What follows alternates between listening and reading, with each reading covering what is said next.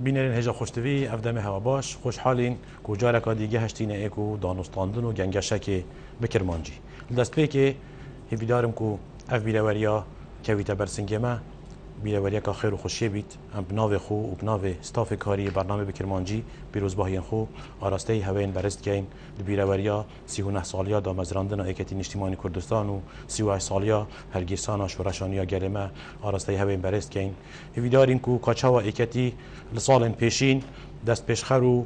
و بیجین پیشکشا یا خباتا چکداری بو هر واسا بردوام بیت سر خباتا خو و خباتا خویا یا سیاسی یا دموکراسی و یا مدنی بردوام ببید.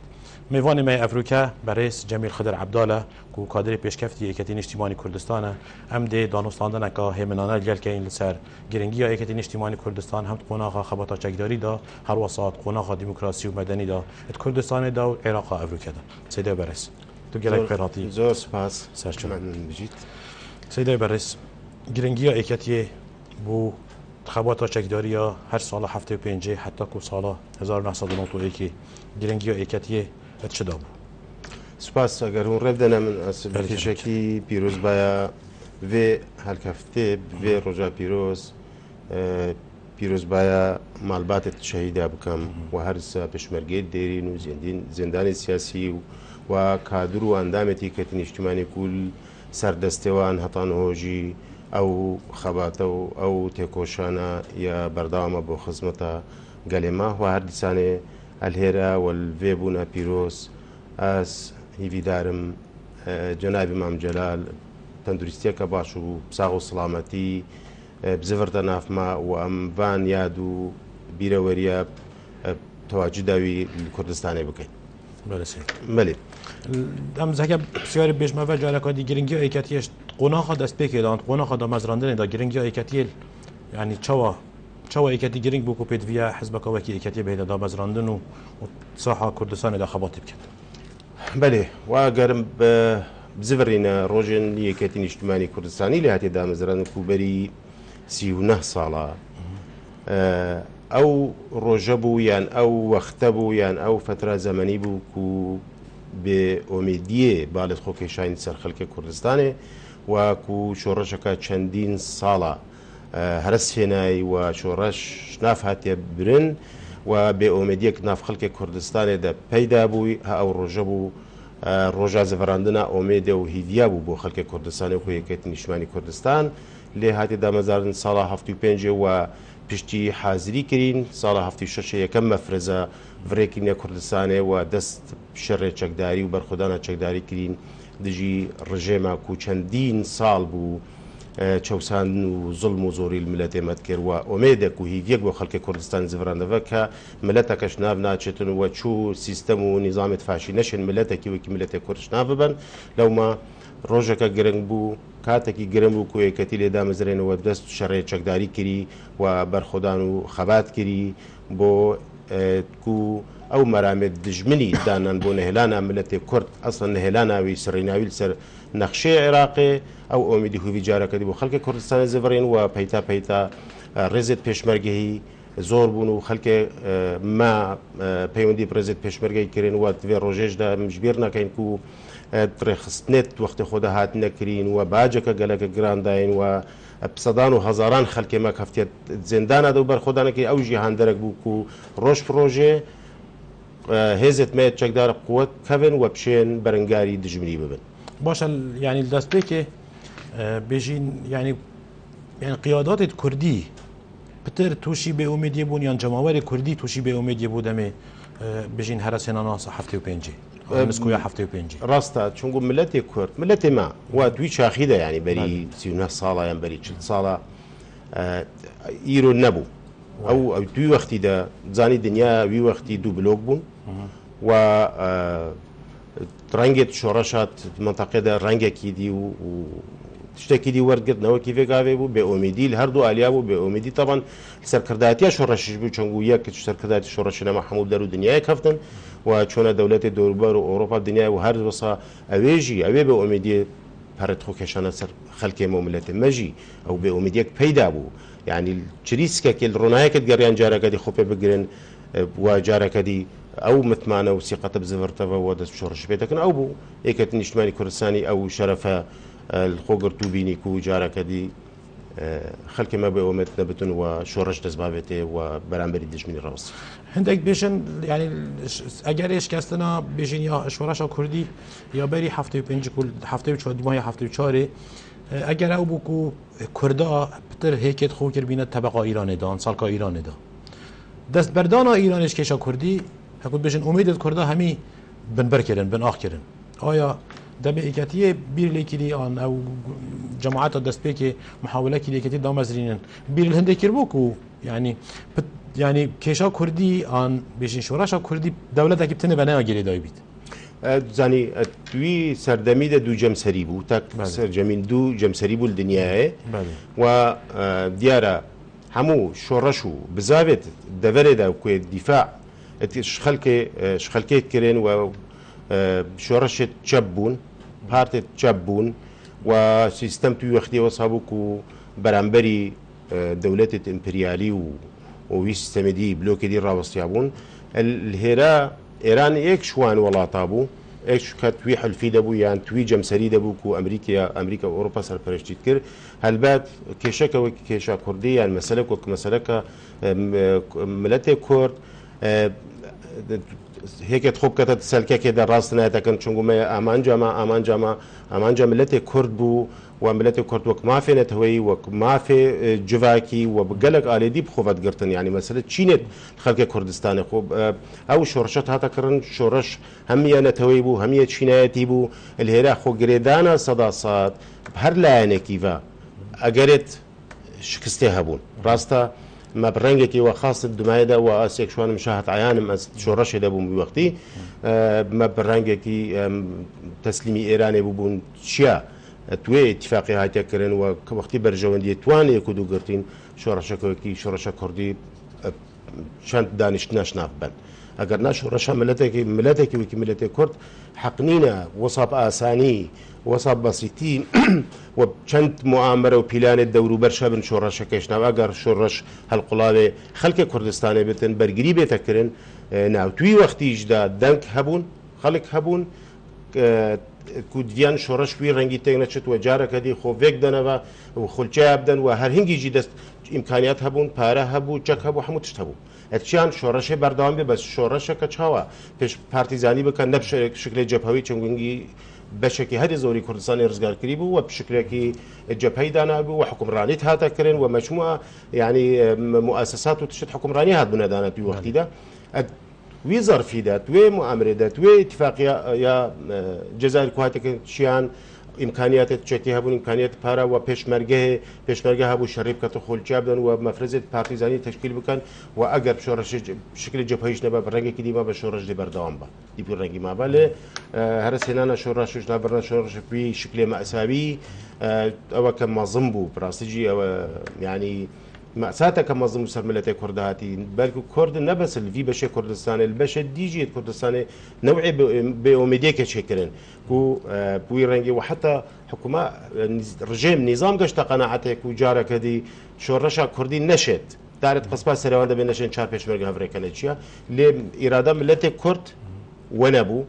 وراستيا مسألة كردي وحقانية وصنبو كو وقتك نزيك دا نا دارت قصبات سري بدهاتن وجارك ديجي مفارزة تشكداري داخلي كردستان بون وبرگري كرتن وشورش لسن اوجي او شرفجي توي وخش دبو براستيجي بو يكت نشتماني كردستان زفرتا بله اكام زفرنا دامزراندنا ايكاتيه و جهورين سياستش حزبك اك منبر اك توجه اك سياست بو حزبك بترش منبرك هبن بترش توجهك هبن تمثيلا بترش طبقه كي بكت چند خدمتا قال كرد ابو كانت خدمته ايكاتي لو اف بكينانا او قناغه وشرخانك بو يعني جهورينك بالنراتيب مساله ده تكرن بشتي صالح حفتي بينجي يكتن اجتماعي كردستان حزبك تاكروي حزب نبو خيمك بو بريك بو تقبل بیر و ڕای جودا جودات کردن هەموو خەڵکەمە زانتم بوو یەکەتی نیشتیمانی خۆی دروست بووی چەبەرە بوو دروست بووی و چەندین تەوەر و تیارە تا دروست ببوو و ڕێکدا هەل هەنگی مەسلەی دیموکراتی مەسلەی دیموکراتی پێڕەوکردن مەسلەی دیموکراتی و دەستنیشانکردنا ئامانجێت سەرەکیە وی بەرەی هاتە دەستنیشانکردن چەند یەکەتی نیشتیمانی هەنگی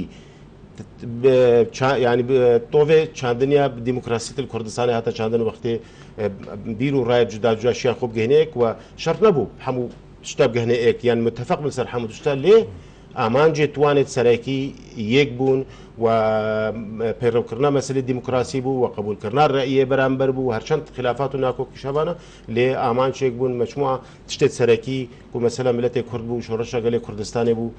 شیان بنوی خمیدایی کو دو بگرن یک دامزران یک اجتماعی نبس او مثلا فرا حزبی هم دموکراتی تا هی و مجموعه مسائل دی اشاره کردن یت فکری مثلا عدالت اجتماعی مثلا اجبنا کمالایتی العدل الاجتماعي ما في مروف ما في يعني مجموعه مسائل انا پیش كنبون ربازا بارتي سياسي الكردستان نبون يكتن اجتماعي كردستان ده هنا ريفان مثلا بوا وبرا بيدايا وام بينين ايروجي برهمه اوي شاندل يعني برانيا حزب رجالات نافراز ده حزب تمثيل طبقه كتيات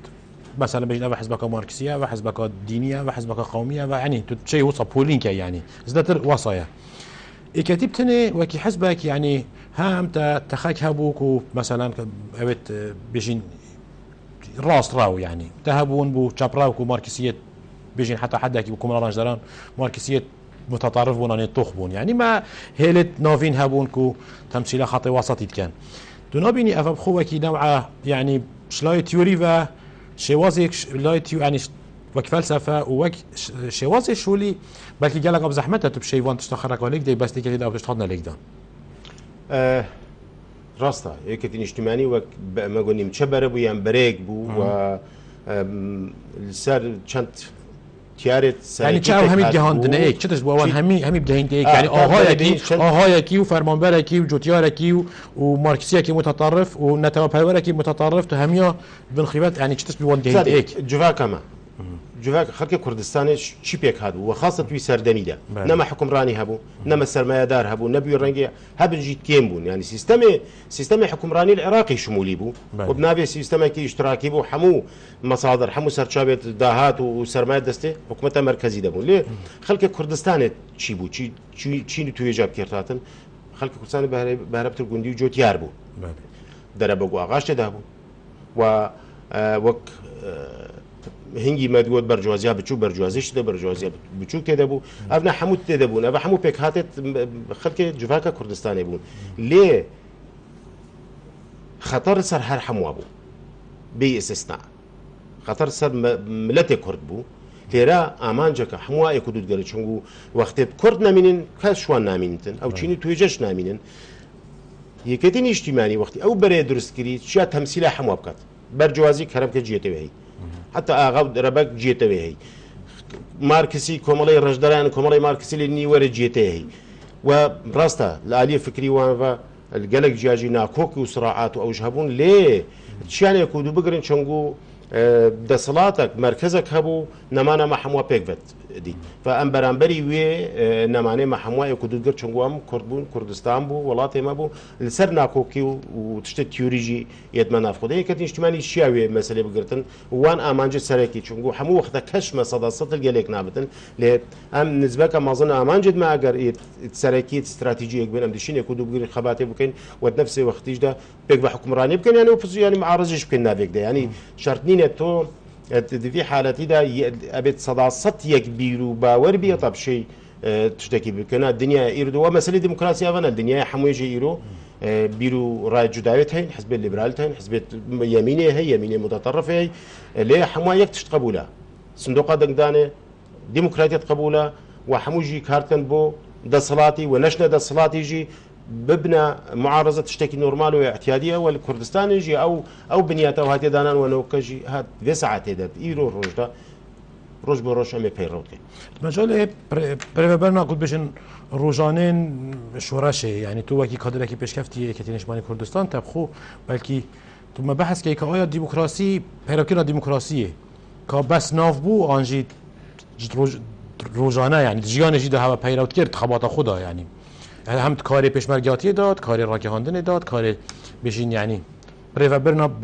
بریار دام خو یعنی که آیا سر اساس ديمقراطي بو فعلا ديمقراطي بو یانجی ديمقراطية قالبك نينا بدلك نينا مرود برخوكتن راست براكتيكا عملها از بحث شغل يعني روزانه آیا روزانه شغل روزانه و وتشتكي اسانش نينا ملات وقت برو ديمقراطية شن بنماء الديمقراطية دانين والشركي دجوار جيت تاكن هاتا بشين دزفه بينن يعني بقناغ دوف قناغه هر وصاب ديمقراطية نهاية بيش ليه درست بس بيجم بنماء ودرست بون مسألة ديمقراطي قبول كرنا الرأي برامبر فرا حزبي هات وجودي وهات تشاندن وانه هوجي اگر ام بين الكردستان ام بيجي ما ديمقراطية ام بيجي بدايات الديمقراطية دسبيك الديمقراطية وورا مثلا الباسي ميديا واعلامي بكين تحدى كي باش تراغاندن دا بيرو را جدايت هين قناه ميتين جريده ميتين ليش جيكي بو جيكيش فرقه احتمال تشتكل السليمانيه بيت نفيسين دوكي هو اللي تقبل كرن يعني هو كتابه تنفيسين سر مساله فكري سر مساله ديني سر قلق مساله جفاكي افا منطقه منطقه يعني وقت صالبو صالجي براسيجي كارو خباد ورد في تخوف مساله الديمقراطيه بدنا فيش هر تشتكي اسان نينا نقالبك يعني نكراسه كمرود برخوكتن ليه ام بيجين ام قناق برو پیششین مسئله دموکراتی دا و هنگی جی دوی وقتی دا پیش برکاتیش دا او مسئله بکو مسئله دموکراتی وقتی تا وک بیرو باور وک فکر وردگرد گرگ بو تو روزانه جی پیرو بکی پیرو کرنا مسئله دموکراتی جی هر آسان نینا جواکا كده احتمال جواکا یا جوتیار یا گوندی یا آسته خوندواری بوی رنگی نبتن و سیستم حکمرانی هر درست بونا دولت عراق و هطان وكش ده مسألة شوساند نبوه يعني زخط وظلم وزورداري بوه مسألة ديمقراطي نهت نفر كرنا مسألة ديمقراطي بيت مالي ده بيت الشخص سرخطت بقد بيت مالي ده بيت مكتبه ده بيت مدرسه ده بيت بيت خوندن بيت برنامه بو ما هطام شين مسألة ديمقراطي روج برو پیش بي تشتكي آسان نينا ليه ام بيرين ام برو باش نشون ام برو پیش چون تو وان مسئله ده اشلای دیپلماسی باز بحث وی سردمی کم سردمی شورا شاچکداری پیو اش دست بگی پیوندیت ایکاتیل ديال حزب ديت كردستاني تشاوبون هم ناف هريما كردستاني داكو افروكا بناوي هريمه ديتان ياسين ويدمي يعني بلكي حزب الدجيج در في هريمه قلت پیوندیت ایکاتیل ديال وان تشاوبون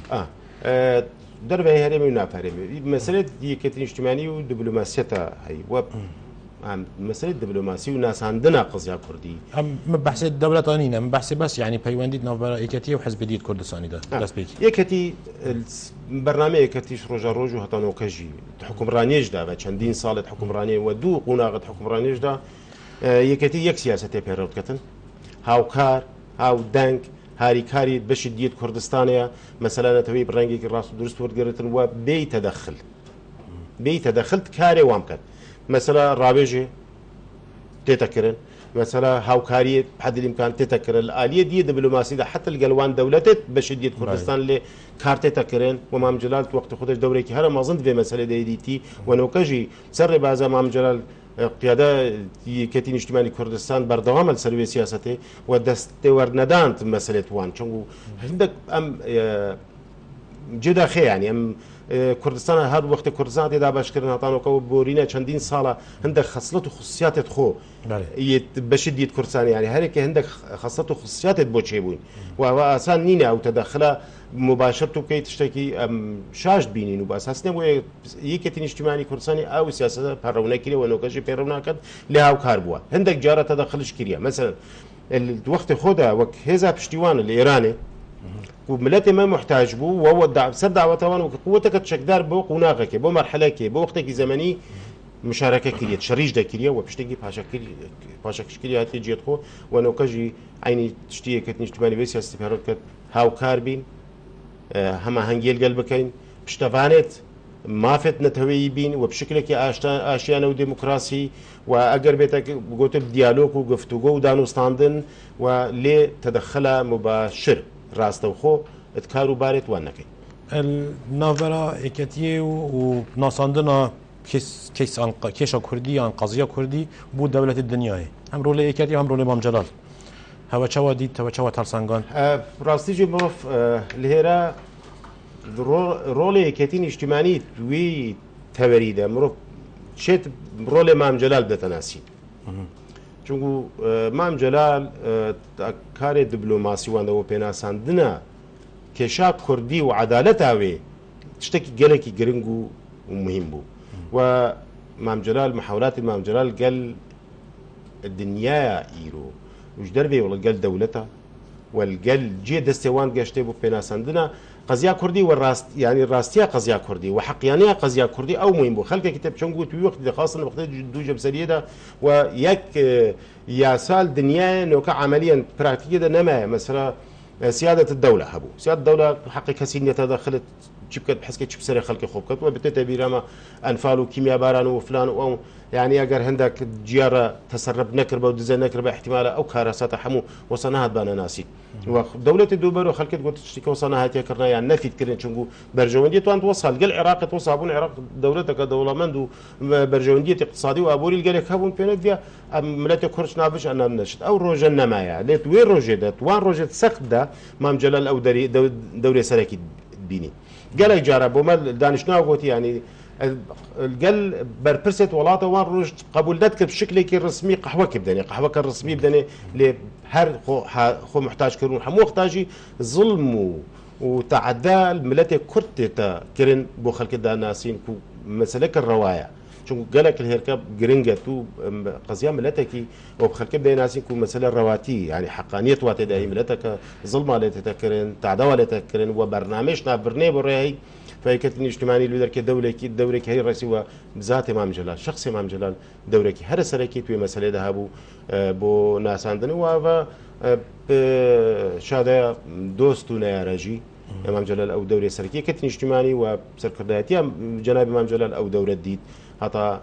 وبارود وخزر فاتنا مقشنا رجائي وانت تدجي بله ما مستعم هندکی بحث رول ایکتیت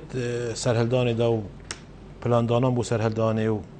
نقشه دارشتن و جیب جیکنا سرهلدانه بکن رول ایکتیه و گرنگی یکتین اجتماعی کردستان اکترکی هر سرکی بو بو دانانا برنامه سرهلدانه و بو جیب جیکرنیجی قال يعني ديت كردستاني بيكبا هو وقتی بارودۆخ ظروفێت سەرهەلدانی هاتن و يعني کو ئەمەلێک دیتن کو دێ سەرهەلدان بێت یان ڕژێم بەرە بلاواز بوون دەچێت یان ئەو زوڵم و زۆرداریاتێ تەکردن وەلێت کەت و خەڵکی کوردستانی و خەڵکی عێراقی بشکلی گشتی ڕابتە سەرخۆ هەنگی هەست پێ مەسەلەیەکردن و بەرنامە بۆ هاتەدا ڕێشتن و یەکەتین نیشتیمانی کوردستانی دەست پێشخەر بوو ئەکتەرێکی هەرە سەرەکی بوو بۆ بەرنامە ڕێژیە سەرهەلدانی وەت عەمەلیشدا یەکەتین نیشتیمانی کوردستان دەورێکی سەرەکی وە پێش لایەنێ دیت کوردستانیژی دەست پرزگارکردنا ناوچێت کوردستانی کردن و زەمنیوانیژی کەرکووک ئایا پلان بوو vê xebû bêjin bû vê serhildanê nexşe êketiyê diristî ew bû ew ê hatiye cêbecêkirin yan nexşe master bû bes ev hatiye cêbecêkirin ev tinê bû hem wextê tu nexşekî danî te kerestê cêbecêkirinê jî divê belê te bernamekê danayî kerestê cêbecêkirinê merş nîne wextê te bername danê seda sed ew kereste wextê muayînê deste bixebin û tu bişeyî cêbecê bikey te'kîd em yek tiştî ji bîr nekeyin مثلا دولتت زلهيز وبرجوندية توانت عراقي ده هر مثلا حمو تشتبنا برنامج الرجيم بو زيادة تربو ام اگر بتبير من بحثا اويكر بحثا رزقار كنا كركوك كل نفروزي بيستو اكي سي كركوك هاتي رزقار كره اگر بيرا و بتهنجي وقت سرهلدان العراقي شيبوي وقت الهرا يكتني اجتماعي كردا كركوك رزقار كره موقف امريكا هنجي تشيبو باش الاخبارات تبير منا موقف امريكا كنترول عسكري يعني زختك وصي عسكري العراقي كربون ايرانون توي لحظه توي وقت ده وقت ديت كرد برو بيشن ودي تشتكي تكر احتمال امريكا برجونديه خونت زاني اگر بيت بيرا وحدك عسكري عن وحده عسكريه ونزل تي دبابه تي 72 متوختي ده كو پیش کفتی ترین دبابه یت روسی هنگی توی صدام داین صدام حسینی النابراستا عراق سب کفتن امریکا البرجابت امریکا و امریکا يطلق جيل ندا ونهر شناف نبرن وطاروا هليكوبتر وان شناف نبرن بو ريب قرن البيشربيه حسابة كردستان كان برا ورزقار كنا باش حمو كردستاني كركوك وبجيت نو كان بيجن متنازع عليها ديارة برجون ديوان دنبو والريك ندان ومتزانجي الري بوی ڕەنگی ڕێک بۆ ئینتیفازا دوێ هاتەکردن شتێنە دیە گەرنا هەنگی ڕێک نەدان و وەسە دەرفەتدانە ڕژەمە عێراقی جارەکە دی بێتن و هێرشە بکەتە سەر کوردستانێ و کۆچڕەویە ملیۆنی چێ بتن بۆ ئێرانێ و چەلێ و دەشتانێ و جێدی و دزانی وەختی ئەو کارەسات و ئەو سەر میلەتی کورتەوە ئەو کۆچڕەوی هەندێک مەزن چێ بۆ اینجا مجتەمەعی دەولیە نافنەتەوەی هاتە دەنگ ئەو وەزیر خارجی ئەمریکا هاتێرە و پشتینگە و بریارە دەرێخستن و تحالف و MCC هاتە کوردستانی و مەسەلەیە دیارەیە وازە هەبوو هەموو خەڵکی کوردستانی شیان جارەکەدی وان ئیدارەتە پڕکرد و حکوومەتی عێراقیش سەحەبکردی و بەرەی کوردستانی دروست بدەوە دەوی بەرەی کوردستانی ئەو بەرنامە ڕێژی بێدانە بۆ انتخاباتە و ئەو قوناغەکە دیە یەک و ئەحزابێت کوردستانی و یەکێتی نیشتیمانی کوردستانی تێکەفتی پشتی سەرهەلدانەوە پشتی قوناغە دوێ سەرهەلدانێ یا خەڵکی کوردستانی و ئەحزابێت کوردستانی سەر ینی بێژین خەباتە بەرز مام جەلال و خەباتە یەکەتی خۆشی نویسەرێکی عێراقی خەڵکی کەرکووکی کابراکی بەسیحیە کتێبەکە های ساڵە 2006 یا تابعکردی ناوێوێ بێژین فیدرالیە مام جەلالی و خەلاتی نوبل ئان نوبل ئاشتیە بەحسێ مام جەلالی کرد ساڵە 87 چوویە ئەسپانیا محاضرەکی دەتە تەڵەبێت بياني الجامعة كي نوفي جامعة جد بيزني كلا زرمن هنا بيجي دوي وقتي كو همي دولة الدنيا يعني بشتفانيا عراق كي صالح حشتي وحفتي كو عراق يعني داب شري داب سر كافيت يعني همي دولة الدنيا بشتفانيا ويت كر داب شتا إيران يعني دا سر إيران سر كافيت بيجي مام جلال هطويلي كبراكي يه كو يعني حركة كردية ضعيف بيجي بحث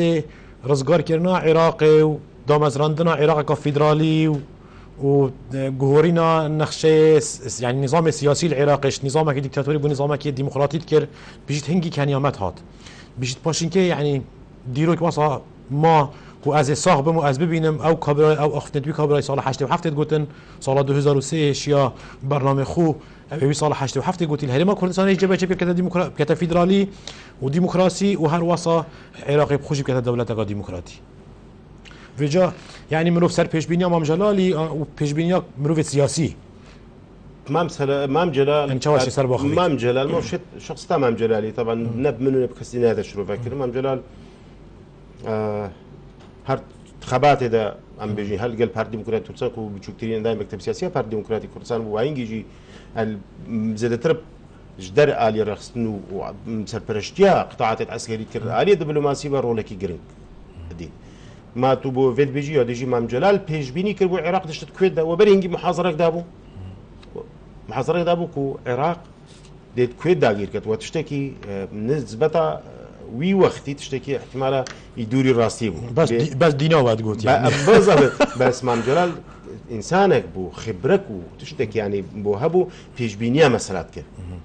بيجبينيت كر كودي تشي بتن او يا شونات كويت ده ومسألة عراق كديمقراطي وفيدراليجي وقتت خوندنا وی بو سیاست بو گۆڕانکاریت نافنەتەوەی دەولی چێت بن ئەو تێڕەدیت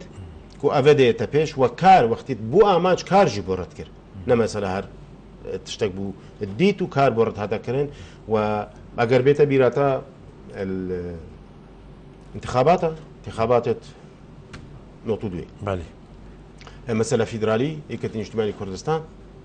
اكش درش مشاعرات تيكت اجتماعي كردستان باحتمال هنجي قالك خلك ولا انا جبت تشتكي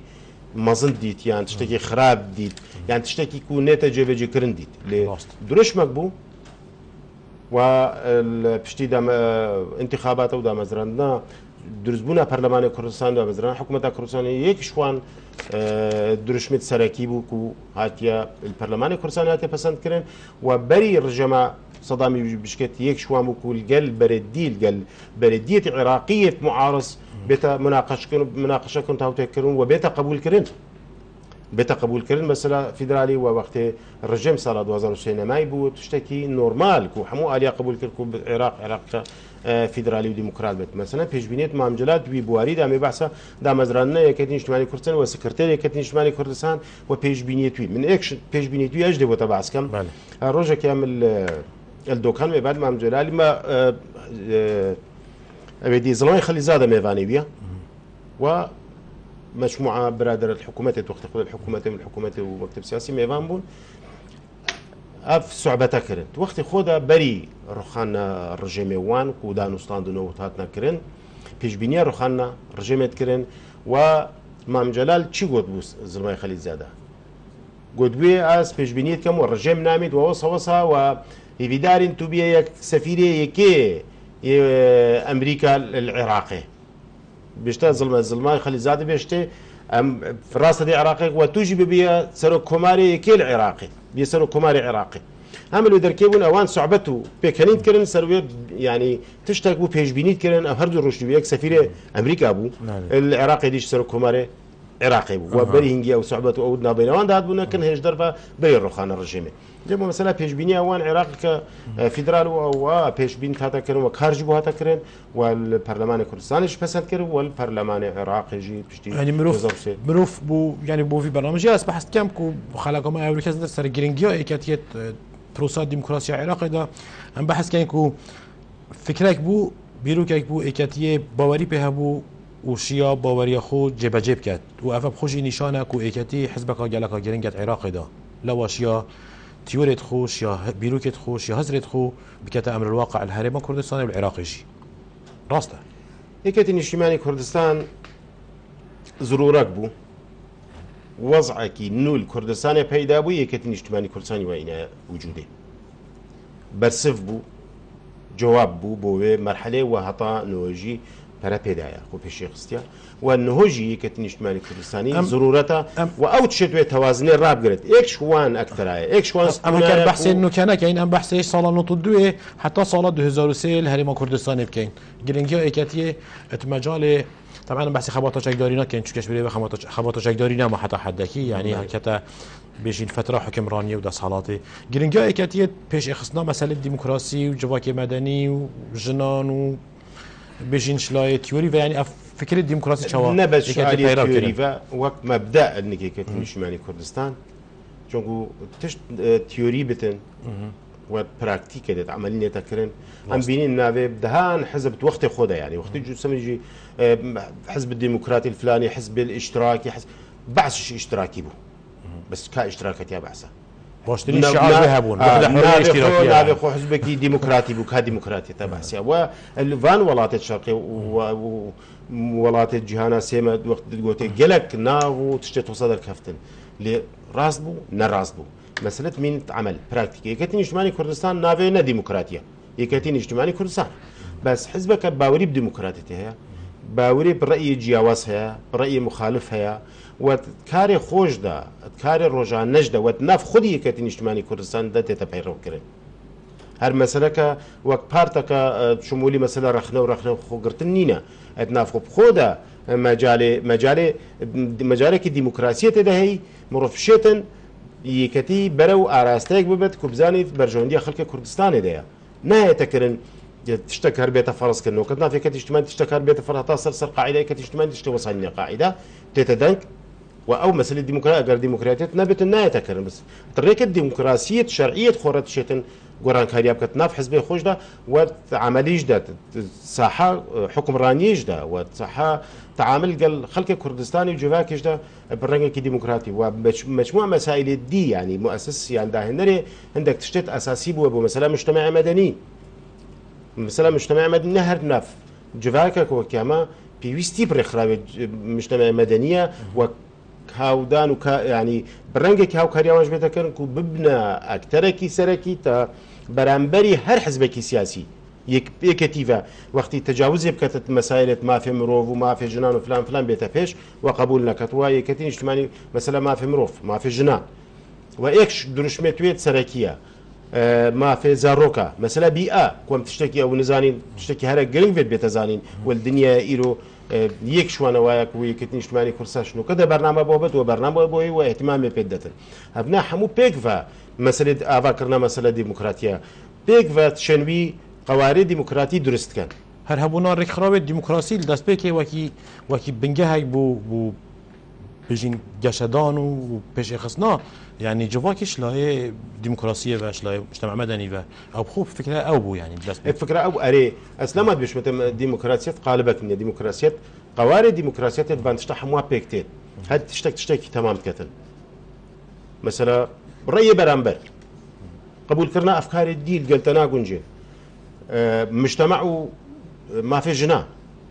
ما في جنج ارزويت جنجا حزت جنجا هناية عقلك دي بير بكين بري 6 ساله وجنج تشينا نوكايا جنجا نابت عقلي وان بيت بير كرن وري خوش كربت بوان بو او بشين ابداعي بكن بشين ببنا كراستيت افاكرنا جوفاكا كردستاني افحمو بيكفا يكتي دوركي سركي هي الكردستاني دفي بواريدا دفي آليدا وبردوامجي ومناي كتي لاني ديجي ناچاره وقتته خلقك هبت برانبريتا وتشتك بيويستيا سردمي بتن ناچاره لاني ديجي بينه پیش دوان مساله ده تو دي زختكي كي مجبوره تركده كي مستفيده جواك مجتمعي كردستاني دي مستفيد بتن ام بحثي يعني وفتره وبحثي سوسيال ديمقراط كاين وقت كتي بريار دايكو تبنيه بيروكا سوسيال ديمقراط كات آیا او چند خدمات بیاوی دموکراسی دا بول هرم کردستانی او بنما تیوری یتفکری تیکردن اجتماعی کردستان تیکردن اجتماعی کردستان درست بوی وق پارتک يعني وق بريكي شورشگير وچاكدار وبرگريش ما فت ملتكي ونتوكي كري او بنما بيك هاتا وان بارتا بيك هاتا وان يعني كرستت وان بارتا كيبون او تشيني تويجبون تيردا يكتين اجتماعي كردستان تشتكي رواد بنتن كو بارتك السوسيال ديمقراط بت وبو بيكانا هندك امانجا مثلا عدالتها كومالايتي عدالتها دات بروري الجوفا كده مجموعه مسائل توين بارتي السوسيال ديمقراط وردقن يعني بنمات فكريه قالك بحث كان بيجن يعني زدتر أبا وكي نمطك جيانيا ان فلسفه جيانياش دولة اسكندنافيا بس الديف قالب كردان يعني نا تقليداوي نا كوبي كرناوي چون كنت زاني جواك جدانا تقليد نايتا كريم وتقليد شيء خراب بس الديف قالب كردان يعني الديف جواك كردي دنيا كردي خود زاني وقتي احزاب الشيوعي حكم راني تكر بله بالرنجي كدي بري خدانا في بارتي السوسيال ديمقراط راست منحرفا سر بازا ماركسي لينيني لا داينا وهتا صار ليه اوان اويت او هوشمندو وخاون فكره يت سوسيال ديمقراطا بردوام بالسكاري خو بو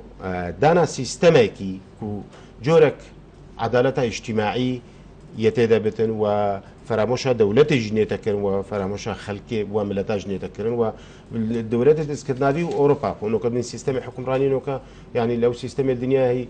جوازيه مثلا تو بر خبدا امريكا وليبراليا وان وبر خبدا اوروبا بشكل اوروبا بارتي سوسيال ديمقراط ريفل وخاصه الدولات الاسكندنافي ونو كجي اگر تو بيني او دولات الاسكندنافيه بحث كان كو بارت سوسيال ديمقراط بريفت بنيان چندين دوره بريفت بنو پشتنگي بريفت نابن پشتنگي نورمال عاديه بس تو بر خبدا وان نخشاده وان چند پیشکفتن کریت عالیه پرورده دا عالیه آبوری دا سالانه تاکیوان چند گهده و عالیه جنگه دا و حمو بوارا دا چند پیشکفتن دیتینا چند برو پیش برینه حمو وقتا السر لستینا لیرا یکت نشمانی او باوریه وهی وامشين جفاكك ساغلم السر بنماية سوسيال ديمقراط افاكين و او تشينت جفاكي بيكفت جريداي بمينين او قطعتنا بين واندا تشنبت خد زاريت مسألة جفاكي ومسألة اقتصادي سرمداير ودي وتشينا نافراستو وتشينت هجار وفقير او الهراء او سيستم سوسيال ديمقراطي ام بيروكين و جرك بتجيب كرن وی رنگی سرمایه‌دار نشتمانی راستا وی رولکی هر مزنه بینی بس سرمایه‌دار حتی سرمایه‌دار فقیر حتی خوار فقیر و چینا نهوند نمینتن کشک مزنه العلی جواکی و العلی اقتصادی و ابوری و کشک مزنه یکت نشتمانی کردستان وسط بینتن و گرکت حکمرانیش دا و روز به روزه وان تشتا پیروکت و کیاسال پارلمان کردستان دفاع جب کتن و بین تپیش و بکفن سیستم حکمرانی دلیرا و مثلا ضریبه چی رنگی تصاعدی بن و چاوا ضریبه السر پاری بیت خوارت برجوندیا چینت فقیر دبن و محاوله بکی چینا فقیر بی رنگی برو چینا وسط بشه مسئله اقتصادی اجتماعی نه یکت اجتماعی کردستانی بی رنگی باوری سوسیال دموکراتی و گرکجی قوت خو برلمان کردستان دا برج دفاع شوان یا صاحب کتن کو سر بازابت گنجن و کبنت خدمت خلق کردستان دا ام بحث گرینگی ای کتیب که این رزگار پروسا رزگار کردن عراق دا و آماده کاری دا یعنی اف بجین گرینگی ای کتیت افغان کنگری تعطینا کردن بو آمادەکاریە بێژینش بەر پێکئینانە دەستهەڵاتی بۆ عێراقەکە پشتی سەدام حوسێنی گرنگی ئەیکەتیت بێ قۆناغیدا چوو بکوان بێژین دەوری 2003 یانی دوري 2003 وبشتي 2003 حكمرانية العراقي. بله يكتني اجتماعي كردستان بري خدا مسألة ويك مبدأ هبو هم وقتها أجر أم دوري دا صلاتي بين مركزي دوري جهة بريارداني بين أم زرارت بيني سياستها كتني اجتماعي أو بو قوة المركزي الجهة برياري كرد هبن وبرنامج كتني اجتماعي كردستان بو چنده بو الجيه برياري قوة كرد لبن تا بشين ما فت ما بشيل آلية دستوري بتن بشيل آلية دستوري بشيل آلية جبجة كرني بتن بدز بيني والسلوية سياسته أجر أبي عم بيني المركزي قوة كرد المركزي في الرنجينة ما احتمال قالت تشت كاودان وتشت خلاف الردابنا نهوجي يكتني اجتماعي كردستان سلوية سياسته الجل مركزي ليه بو دست تبركرنا ما في ملت كرد نتماطلو خدور كرنش جبجه كرنا ماده دستوريه كت نشماني كردستان توي فتره دا وي حكمرانيه دا كو فعلا عراق درس بت عراق كديمقراط وفيدرال بتن وخدمتها خلق عراق بيتكرن وعراق ولاتك بر خير وبركتها وعراق موزايككش قلك نتوو آيين ومذهب أو بكاتيا وهر مسألة دين بس ديمقراطية مسألة ديمقراطية شتن ري خوش كتن كو أفهمو خلق عراق مختلف الديان وطوائف وأطياف تدبجين أجرنا عراق بفرنجي ونهوجي سياستها كان اجتماعي كردستاني أو بفرنجي بجين ليه أم عراق بين عراق جداخي عراق منشأ عراق بيرنجي وان يعني أبيت شارزة وتبيت حكمراني عراق كنشأ عراق بروي أرستي بنكو حزو أرزو يعني ما جت بلكي أجر أو جالك أجد جالك دولة هاي عراق ده هينو وكذا ده شرعي نيابي تسال عراق يتذكر ما ضاف عراق ده يعني تأكيد وصي أجرنا ميك نمونة بيني الكردستاني أم نابجين جندلينينا أم نابجين فساتنينا أم نابجين ليه اگرم براورد کن بو ام راس باخبین اگرم براورد کن گل عراقي او بارو امكانات بو عراقي تنويد بو متن تو براورد کی گلک تشتكي ماله امن واسايش ولاتي ما بيجوا شنا كردستاني هريما كردستاني الجل عراقي جلك جواز اللي راستا اجندات وان دولتها شر كفتي يعني دولة الدور بال امشين رونتر بيجي مشين رونتر بيجي دولة مذهب سنة ودولة مذهب شيعة يد شرواني كفتي عراق دولة عراقي شر كان وبعراق الشر اجنده كفه العراق في رنجي الشر العراقي طبعا ندستوري عراقي بدرسي تتجاوز ان تنميه شدتنا او باريتي بجا في حالاتي ده في عمليه اساسيه في رنجي الريفنا شد حكومتك صار ليش تشكيل كان بار في رنجي بتشو خدمتها خلق عراقي نتكرن اي دابرانك شنا بين خلقي ودسلات دي شبت يعني مساله مشكله مظن تتكفنوا وكيمنوا كتبنا بين هريما كردستان والعراق ده رول ایکتی رول امام جلال ده نزیکرنا همی اطراف عراقی دال سرمایه دانستاندنه و هکو بره ایکتی هر شعاره که ویکن هبو گوت ام چکیب کارتینین دا دشمنی نچار کن کو او گوتو بجی بکت افریقا چک نمایا رول ایکتی نزیکرنا همی اطراف عراقی دا کل سرمایه رن خاره و بدانستاندن مشکلات خو حل کن تبيني بشتي نسخبونا امام جلال يعني كشف يعني امام جلال امام جلال او دوره سركي ديتوا او ايك شوانا كوت مام جلال هاتا وصف كرن صمام امان ومام جلال او خيفته بوكو حموخ اليتنا كوك كومت كرن ونتهلا مشكله بو عراقي تشد ومشكله وان جاره سرت كرن مام جلال او دوره ديت لي بشتي نخوشيا مام جلال ان شاء الله بصاغ وسلامتي وبزفر بري خب ديني ببينين عراق تشي كوداني دوات جيتن مشاكل هريم القى العراقي الشيعة القى السنة داعش نصرة يعني وضعك العراقي بهيدا ابوي واف سرانة سياسية احزاب السياسي هطانو كش عملية سياسية نشيا اللي بقينا تشتكي معقول رونين بيجنا ام دي رنجي عراقي بريفا بي تواجدها مام جلال في وقتي ده قناعة عامل مام جلال صحتها اخويا خوش نويل بغدابة نأفرو شاب بغداي وعراقي في رنجي دبو في طراز انه كان بينين نروش عفوا يا مركزي وهرمي ونروش عراقي في رنجي هي ان بينين ليجي هذا اخيا مروف قال جاري دوري رولي شخصا وقتی نت ساحدا مروف شنو بس راد قلت بين چند دوركي سركي وفلان بيني منجلات في مسألة دوت مسألة برنا عراق هكي ام بدو عبارة بيجين آيا هرم كردستاني يعني تشيانده هيا اكتي بهدا فراموش كرن هر وسط عراق دا تشيانده هيا كرد بهنا فراموش كرن باش رجع عراق دنا عراق مثلا اكثريه اقليات كرد نتوكا وما فيتو تهاتنا خوارن وهريمك قد في رنجينايه تكرن مثلا بحثا حكومتها زورينت كان وكرد بجدار ربن تشتي وصنايه تكرن كرد مثلا كان تويه مثلا كان دنجت مانينا ماشي سدو كرسيان بينجي كرسي الاوات تشتكي ناقورد بو مثلا كرد وقت نتوا وان شريك القلوان ناشارن كرد عمليه سياسيه دا وقت حكومتها دا بجدار بن والكردستان يجي بي كتين اجتماعي كتين اجتماعي الربارك خونيرتي كتين اجتماعي حزب شهيده بي كتين اجتماعي اف توازن كردستان نايه الراقرتن كتين اجتماعي ستونك هر سراكيه القل لاين واحزاب دي كل هريمه كردستان امشين روشه كردستان سقام گير كاين وبرو خوشتر ببين وبرو خوش گزاران ببين بي كتين اجتماعي كردستاني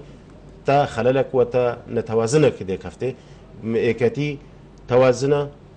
عمود سركي ستونا سركي بو توازن العراقي والكردستاني هريمه كردستاني برئيس جميل خضر عبدال پیشمرگ کادر پیشکفتی اکتین اجتماعی کردستان و پیشمرگه دیرین گلک سپاس لزحمت شایت و زور سپاس بوجی بو بعدیاسات و بو ویدرفته بینه نجا خوشتوی ام گهشتین دی ماهی کادانستان دنا خواه افرو حتی جارک ام گهینه یک ببینید خیر خوشیاده گلک سپاس